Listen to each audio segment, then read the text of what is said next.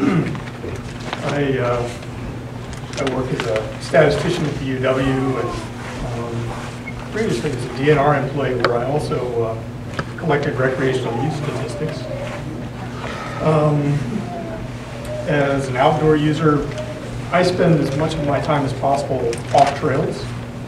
My wife and I enjoy botanizing and birding and tracking animals.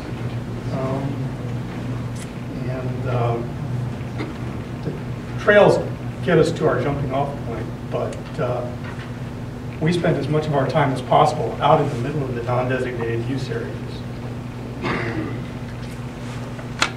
Most of all, I want to talk about rock climbing. I've been a devoted rock climber for 37 years. Rock climbing has a long and significant history in Wisconsin. It surprises most people to learn that. Modern rock climbing came to Wisconsin in the 1920s, so we're pushing 90 years now. It showed up here about as early as any place in the United States. Most climbing in Wisconsin is on state land as opposed to federal land. And a lot of that climbing is in state parks.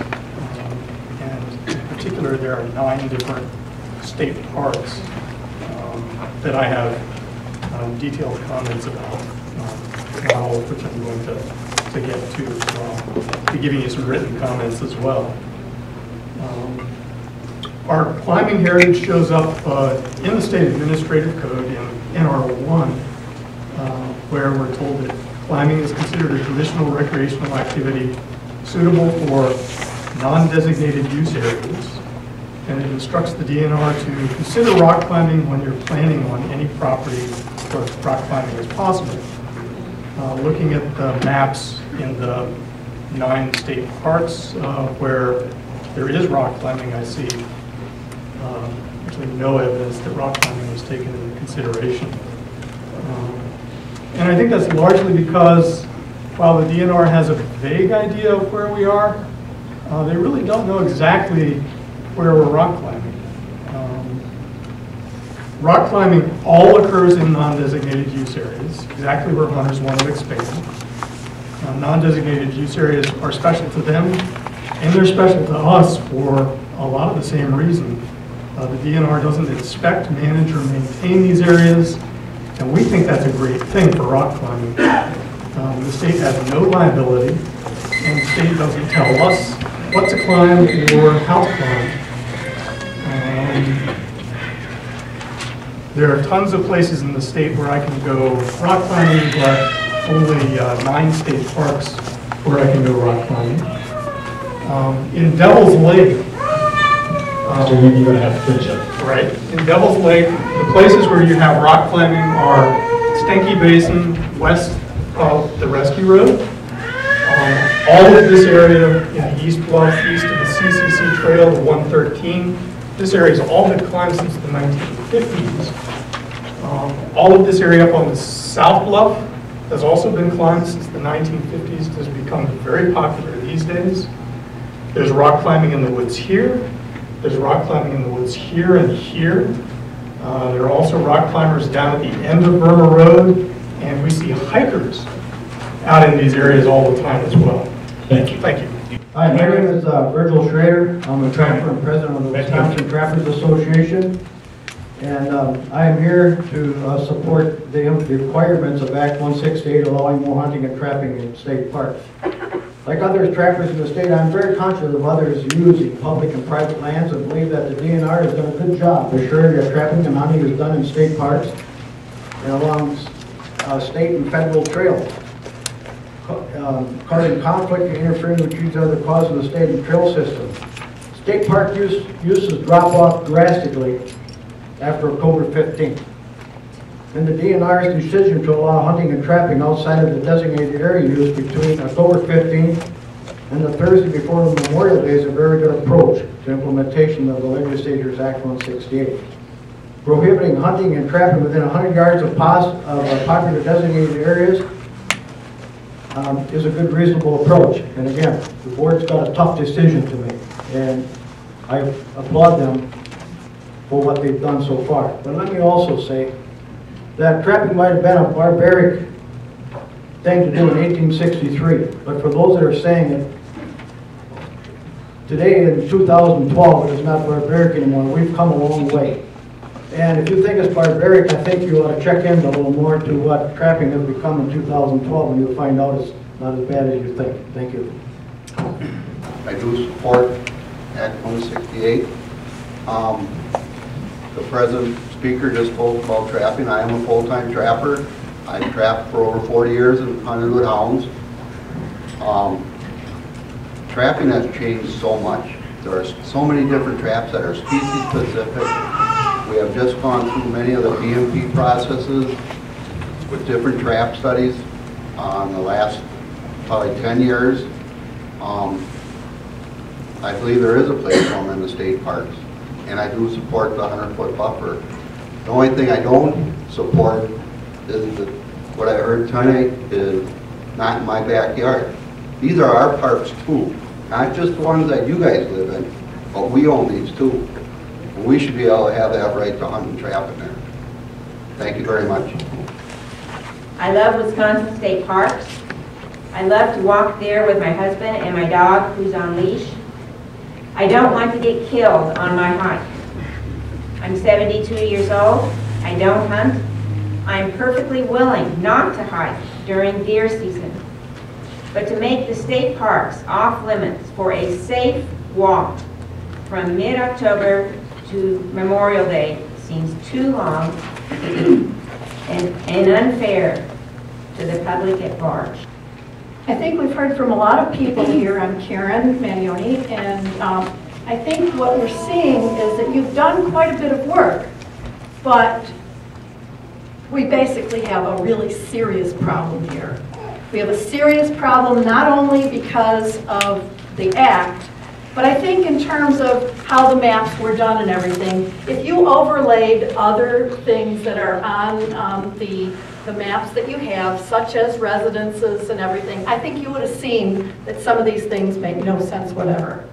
They look great if you've got nothing on there, but you have to overlay everything else that's out there. And I'm a skier, I'm a hiker, I'm a snowshoer. I walk a lot in parks. And I have to say that this is also a very big safety issue for everybody, not only the ones that live in this state, but all those tourists. And I have to say a lot of people come from Chicago, from Minneapolis. There's a lot of people that come here because of our natural resources. And we've even had international travelers that have come over, and they were appalled when they heard gunshot close to them. They said that would never happen in their country. And I'm just shocked that this is being proposed like this. And when you said, well, of course you've heard about it. Well, I heard about it last night. And that was only because somebody emailed me. This has not been widely publicized.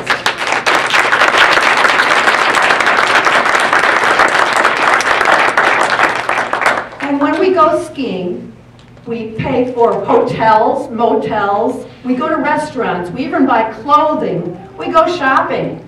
We spend money in this state, and I'll tell you, we also spend money in other states. And when one other person said, we'll go to Michigan, you bet we'll go to Michigan. Yes.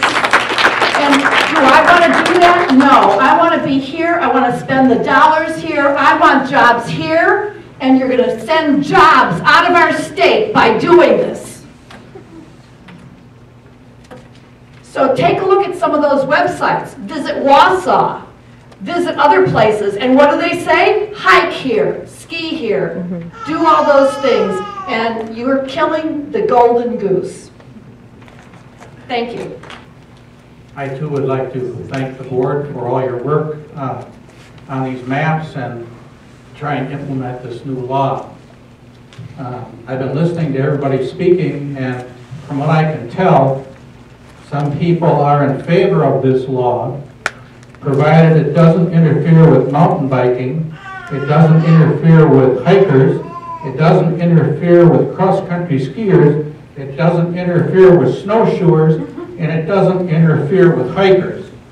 And if you're hiking, I want a 400 wide strip, 200 yards on each side, 400-yard strip, no hunting, no trapping. or a 200-yard strip, depending on the trail. And by the way, if I live near the state park, no hunting, because it's in my backyard. And so what we've got here is a conflict of interest as to who gets to use these parks. And we're not talking about all year, we're talking about a limited period when all of a sudden hunters and trappers are going to be able to use these parks just like all the other people that want to use them. Rather than saying, well, no, the hunters and trappers should not be allowed to use it during this period, or during where I want to be, or where I want to do. So I think there has to be some realization by a lot of you people that are clapping every time that hunters and trappers also get to use these woods. It's just as much our right to use the woods as it is yours. You have nothing that makes it better for you. As far as the economics of it, hunters and trappers and fishermen spend millions of dollars on equipment, on hotels, at gas stations, at restaurants, and they put a lot of money into this economy, a lot of jobs. So if you want to go to Michigan, go ahead and go. We'll stay right here in Wisconsin. And that's all I got to say. Okay. I just want to point out that this is a Jid Berhalter segment. You're probably sick and tired of seeing this tonight, but we do want to say again, there is homes along here that do not point out. My house is right here. I took rangefinder measurements last night. It's 250 yards from this trail to my house. And that is a well-used trail and that should be included as part of the buffer zone. The other parts is this land. The DNR saw fit not to hunt this land when it was originally bought out for the Ice Age Trail.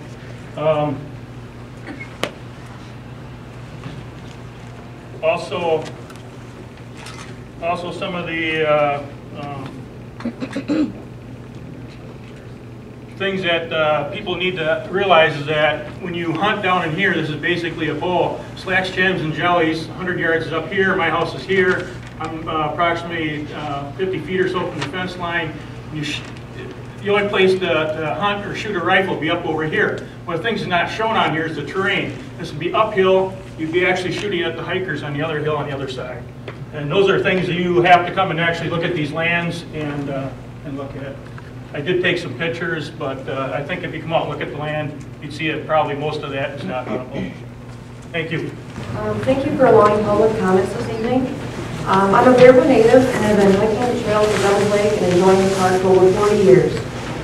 There are countless public safety concerns and accountability questions that still need to be addressed regarding this act. Buffer zones and signage just aren't enough. I actually look forward to the day when Act 168 is removed from the law books. But until then, I would like to ask all of the decision makers and members of the Wisconsin DNR here tonight to continue to review the entire law and always look for ways to promote public safety and protect innocent lives. Thank you. I too would like to thank the board for taking this on. It can't possibly be very easy. I'm Joel Patton. I'm the editor of Silent Sports Magazine, which is focused entirely on non-motorized recreation in Wisconsin and the upper Midwest. I'm also vice chair of the new State Recreation and Transportation Trails Council, which, if it weren't new, I'm sure would have been very much involved in this very issue in helping, hopefully, bring about some means of dealing with these kind of user conflicts. In both of my capacities, I do spend a lot of time thinking about how we can get along on the same territory at the same times of the year.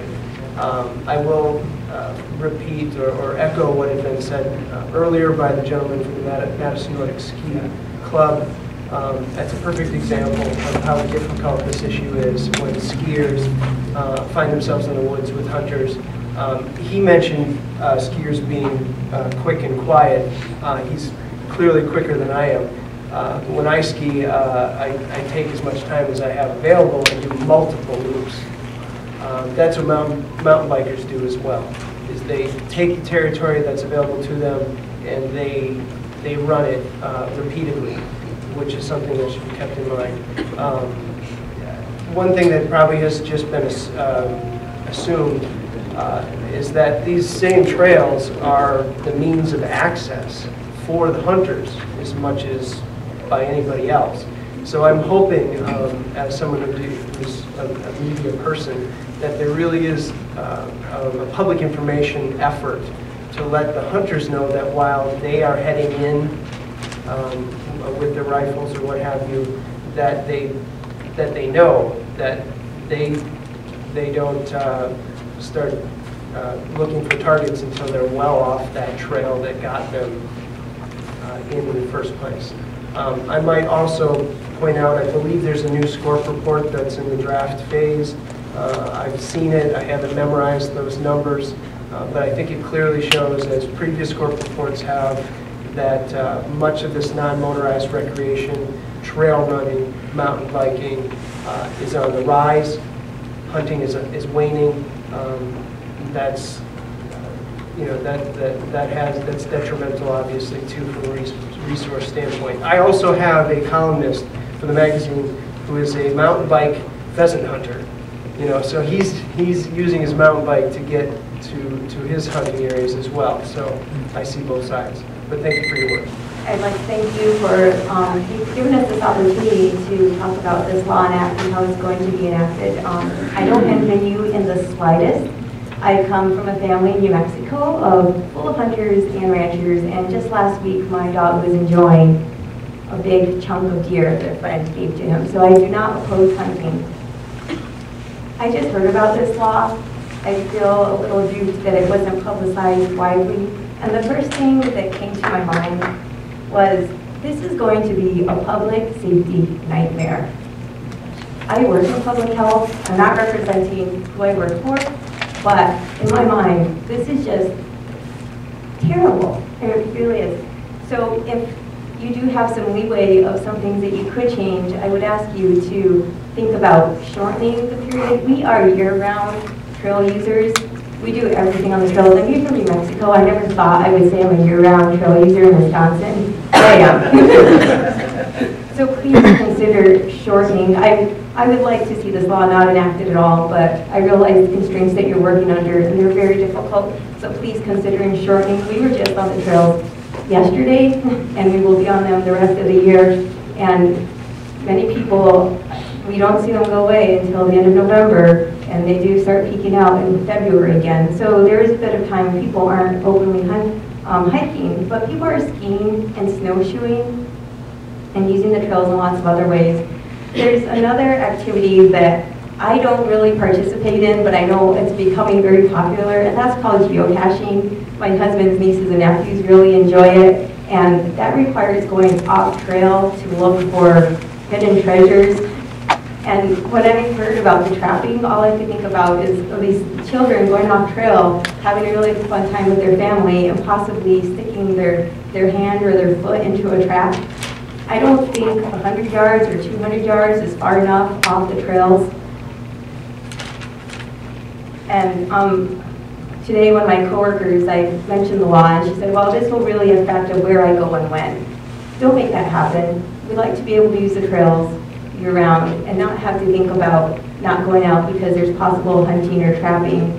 And then also on the financial side for the state, we spend a lot of money on outdoor recreation. You can ask my husband, he's a CPA. He has all our funding tracked in a spreadsheet. And every time he shows it to me, it's a big portion. So please take everyone into consideration. And I do believe the lands are for everyone to use, but we have to figure how we're going to use those safely for the majority of the people. You can't make everyone happy all the time. Thank you. I have one personal request, like a lot of other people, and then just some general comments.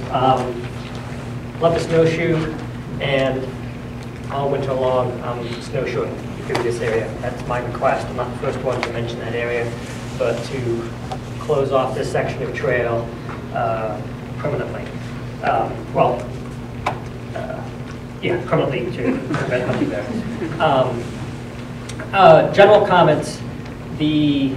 I guess it was the Parks Director mentioned earlier that there are different techniques for managing park use, and talk about time and some other things. And it looks like time is no longer out of the equation. There's a fixed period of time, and then you're using geography. parts of this area are okay, parts of that area are not okay. What I would suggest is that you actually bring time back into the equation. I'm sure you have plenty of data on what's good hunting areas, where there's good deer populations, things like that. And maybe there's some parks that, the week of Thanksgiving, gun deer season starts, you just close the park off to nothing but hunting. That might alienate some of my hiking friends, but I think that might be an acceptable compromise. And then there's other times, maybe Christmas, New Year's, a week, 2 weeks, that time period. A lot of families have vacation, they want to do things in the outdoors with their kids, grandkids, people are traveling, visiting.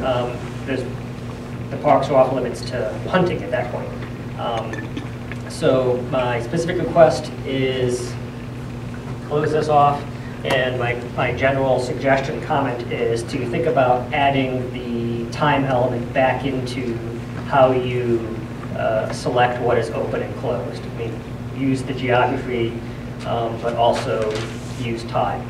Thank you. This is a perfect map for me. I've got several issues. One is that there was no notification. I learned about this via email.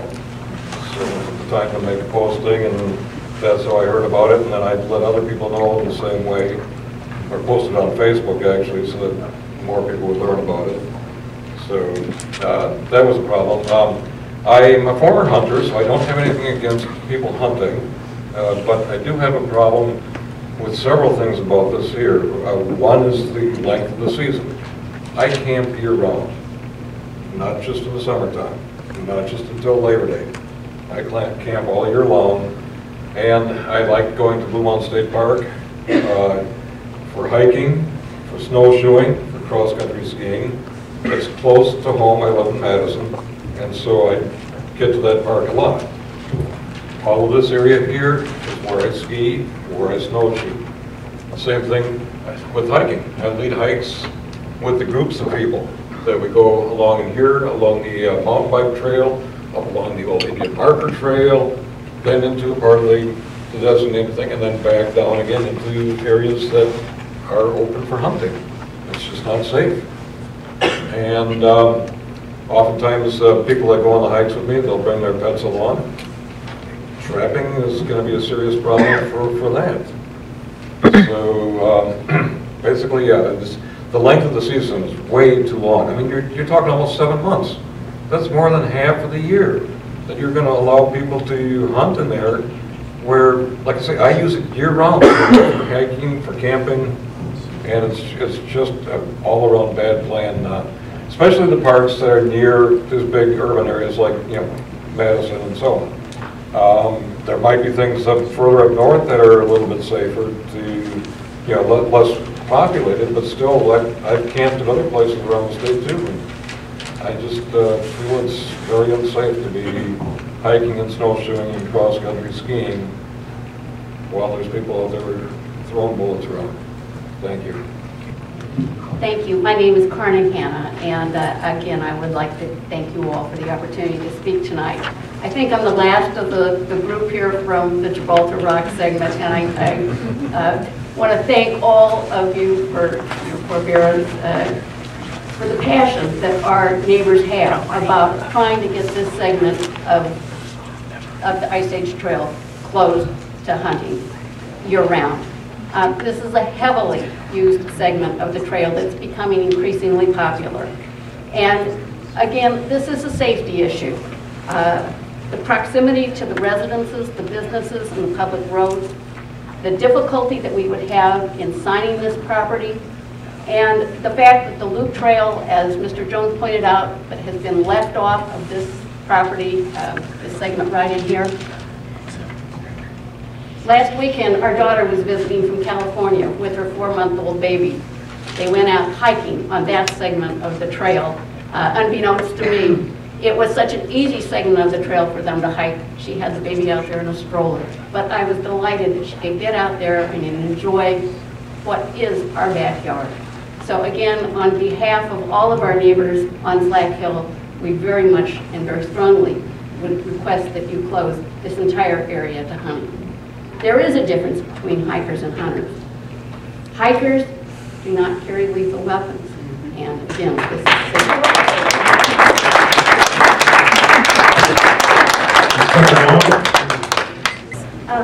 I get very nervous, so I'm going to be reading. I apologize. My name is Elizabeth Tucker Long. I'm a patron of our state parks, a big supporter of hunters' rights, and the mother of an outdoor-loving 3-year-old. When I heard about Act 168, I was instantly concerned. Not only do we live right next to the Ice Age Trail, but we frequently use the state parks in an off-trail capacity. I know that hunters take great care to be safe, and that hunter safety courses have greatly improved safety standards. However, despite this, we still have had 26 hunting-related injuries, which included 2 fatalities in 2011. 2 of these injuries occurred where there was more than 100 yards between the hunter and the victim. Because of this, I do not think that the 100-yard buffer around high-use areas is adequate. Additionally, we and many of our friends participate in off-trail activities like geocaching, rock climbing, park cleanups, invasive species removals, and even just good old-fashioned exploring. This use of the parks is very popular, and having the public using the park off-trail in thick growth where hunters are not expecting them or can't see them, or we don't expect a trap to be set, is just asking for trouble. Looking at the numbers of state park visitors, there were approximately 14 million visitors last year to Wisconsin state parks. The total number of hunting, not fishing licensing and tags issued in 2011 was 854,107. Even assuming an increase to 1 million licenses and tags due to the expanded hunting areas, this is only 7% of the total park visitors, yet the proposed open hunting times give hunters 61% of the year in the parks. Additionally, hunters already have access to managed forest land for hunting, which the rest of the state park users do not have access to for hiking, geocaching, and other activities. So I do not believe it is unreasonable to set aside non-hunting times all year round for non-hunters to use the park without having to worry about interfering with hunters or becoming one of those hunting injury statistics. So I am asking that the allowed hunting times be limited to 1 or 2 weeks per month and ending at noon on days when it is allowed, to allow non-hunters to utilize the park year-round. The use of metal detectors in the parks is already restricted to specific times of day and to specific months so as not to disturb other park users. Hunting is much more of a disruption to other park users and therefore should be equally restricted. Hi, my name is Liz F. I'm an avid park user year-round. I hike, I cross-country ski, I snowshoe, I horseback ride, geocache. My sister and her husband geocache. And I am terribly, terribly concerned about trapping during parts of the year when we'd like to be geocaching in the fall or in the early spring, because there's just no way to tell where those traps are. And if there was designated trapping areas that we would know where to avoid, that would help add safety and would still allow trappers to trap. I would also like to say that I have never killed anybody from hiking in the park. I have never killed anybody from skiing in the parks. I have never killed anybody from horseback riding in the parks. But there are hunters who have killed people from hunting in parks. Thank you. Barker. Hi, I'm Jack Barker, and I'm here speaking on behalf of a group that has, since 1977, been having an event twice a year in Governor Dodge State Park in April and October. We have different turnouts at different times of the year. We average about 120 people at each event. The most we've had is 205. And the area where we have this event is, generally speaking, this entire area of Governor Dodge State Park. And the question that I'd like to bring to the board is whether there is going to be some sort of an accommodation made for the individual parks to be able to say, you know what, there's a special event going on in this part of the park on this given day, so therefore, is it possible that on those given days, and we've worked with the park rangers very closely on these events, so that we have them set up, you know, we have the date set at least 6 months in advance to say, okay, on this given day, this area of the park is going to be off limits to hunting and trapping. I had something else in my head, but now it's gone. So I'll just say thank you very much for your consideration in having these meetings, and I wish the legislature had been as considerate as you are. Thank you. Hi, I'm Jack Fidel. I am a hunter and avid park user in other recreational activities as well. Skiing, mountain biking, hiking, you name it, I do it. I do support hunting in state parks and on state trail land. I do have specific concerns regarding public safety with hunting and trapping activities. And I think it is absolutely crucial to use all of the management tools that are available to minimize potential dangerous interactions between hunters and other recreators on the properties. My biggest concern is rifle fire across trails. A lot of people have testified earlier about mountain biking, cross-country skiing, people moving quickly through the woods very quietly when there's snow on the ground, when there's not snow on the ground. So these are concerns that I have. I don't have all the answers, but I think a later opening, November 1st or later, an earlier closing around May 1st would be helpful. The increased use of designated use areas and buffer zones, I think would also be helpful. And, you know, I think we have to be creative about trying to make sense out of this act. I really thank you guys for all of the work that you're putting into it.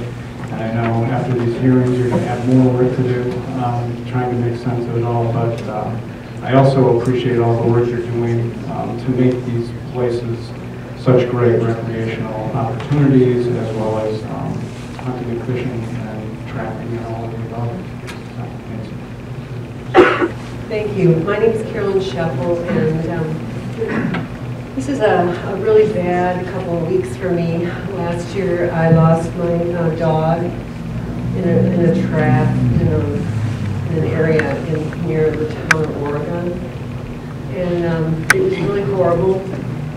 So, you know, I think it's great that trappers are telling you they're trying to improve their traps. I think they are, but it's also extremely cruel, and very cruel traps still exist on the land. I was told this by someone high up in the trapping field in Wisconsin, that the trap that killed my dog is an inhumane trap. And I saw it, and I have PTSD, and that is not a joke. That is not something I just made up. I suffer from it, I get help for it, and I'm not really all that much better. I have a terrible headache today. I've been feeling like throwing up. That's one of the symptoms. And people will get hurt in these situations. A lot of people have made very good points. And I just want to tell you what happened to me. I was in an area with a gigantic sign, probably about this high and this wide. It was very large. It was yellow and green, and it said no hunting, trapping, fishing, campfires, a couple other things. I still didn't feel safe, though, because I knew next to me was some DNR property, and not knowing anything about trapping, I knew I had seen hunters with bows. But there was no markings. There was just some flimsy little signs. But people assured me that they had been walking their dogs there for 25 years. And so I took a chance, and that was my mistake. So the reason I'm telling you this is because I have been visiting parks, and with this stewardship law that is putting these, putting this into action, this hunting and trapping in parks, I can't show this. I wish I had wish I could put it up there, but we have a sign here in a Dane County park. It says, it's an orange sign. It says, this property has limited access archery hunting. These lands are included in the limited access archery program to manage the deer population, provide recreational opportunities. Dates follow the Wisconsin deer hunting season. Somebody wrote in September 15th to January 6th. So, seeing this sign, you would have absolutely no idea where in that park that archery hunting would be. You don't know who wrote that in. Was that a person that works there, or was that a person off the street? Then underneath it, there's a sign that says Pets on a Leash. I've been watching people in parks for a year. A lot of people don't obey those signs because they don't know why. They don't know that there are traps in parks.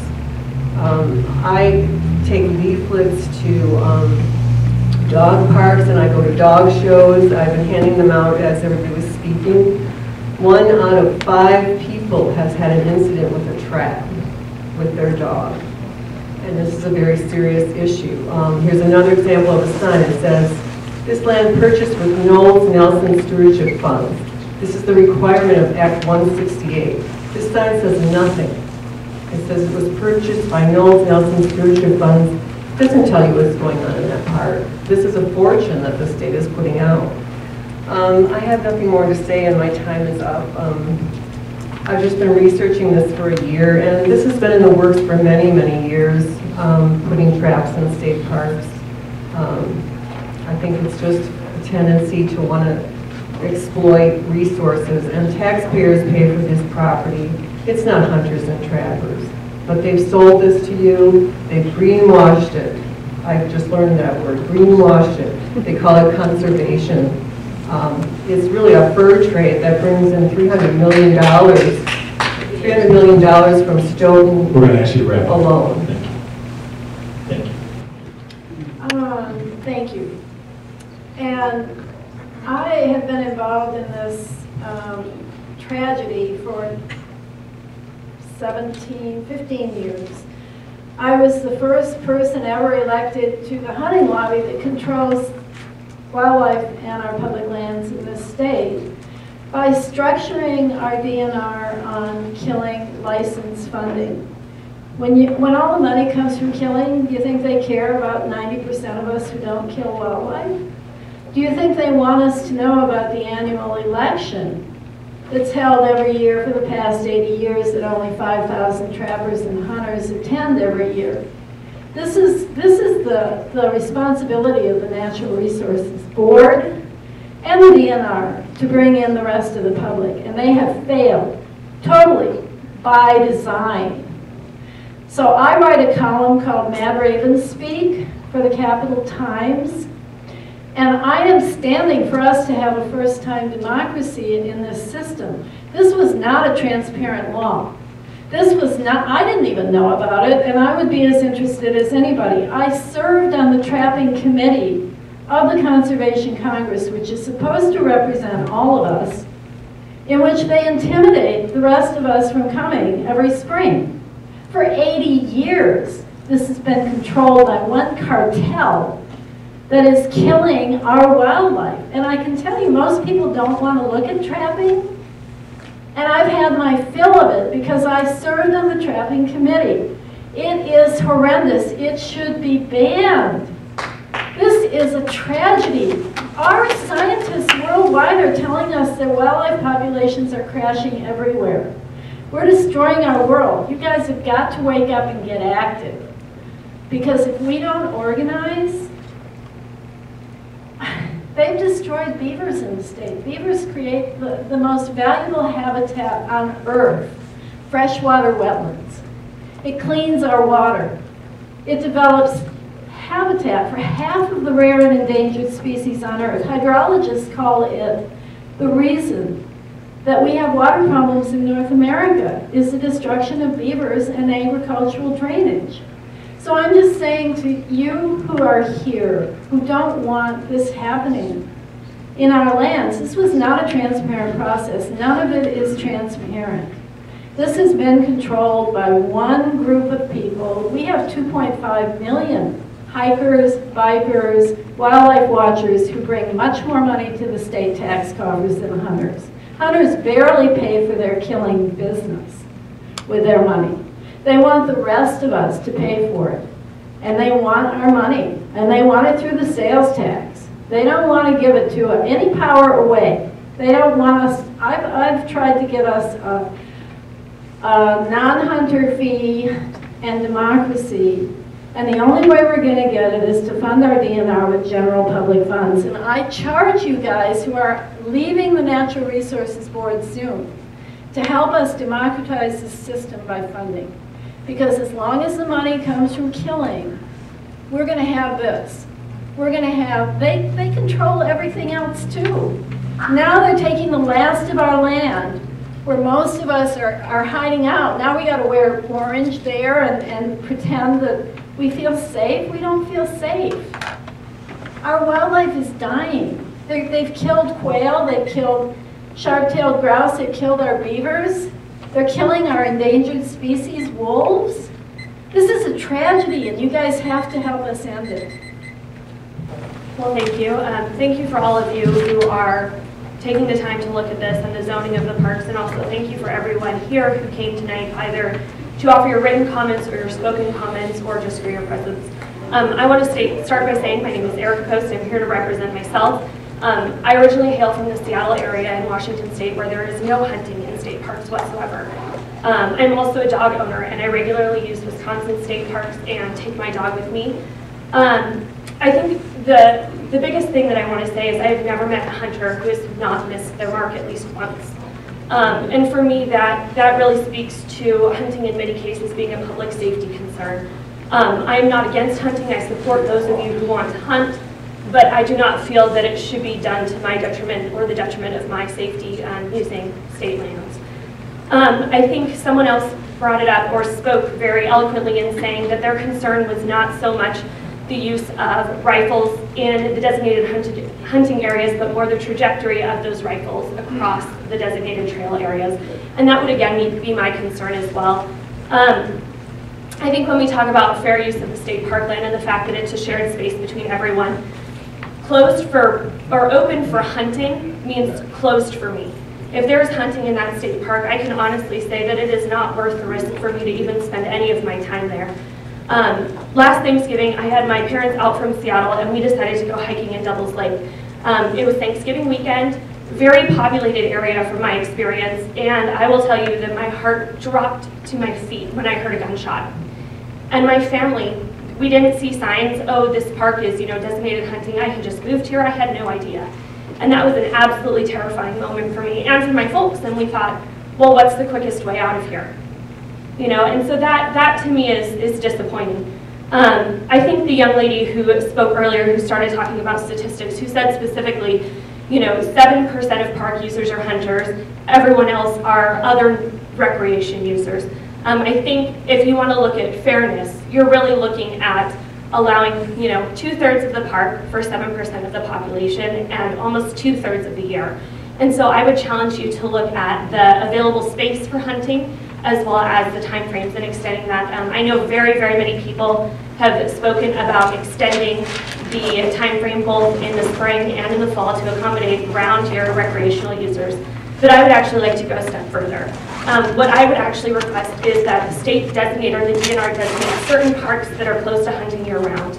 And the reason for that is, I think, in particular, the folks who came up and spoke about Gibraltar Rock and also Governor Nelson Park really did a good job of pointing out that there is really no way to maintain the safety of the designated hiking areas without expanding those to the borders of the park. I'm an avid rock climber as well, and so Devil's Lake is a primary concern to me. I do often hike off trail in order to get to those rock climbing areas. None of those, or very few of those rock climbing areas that were pointed out are actually part of the designated use areas that have been highlighted. That poses a threat for both me and my dog and my colleagues who do use those rock climbing areas. So thank you again for your consideration. I know I'm out of time, and I very much appreciate your time. Thank you.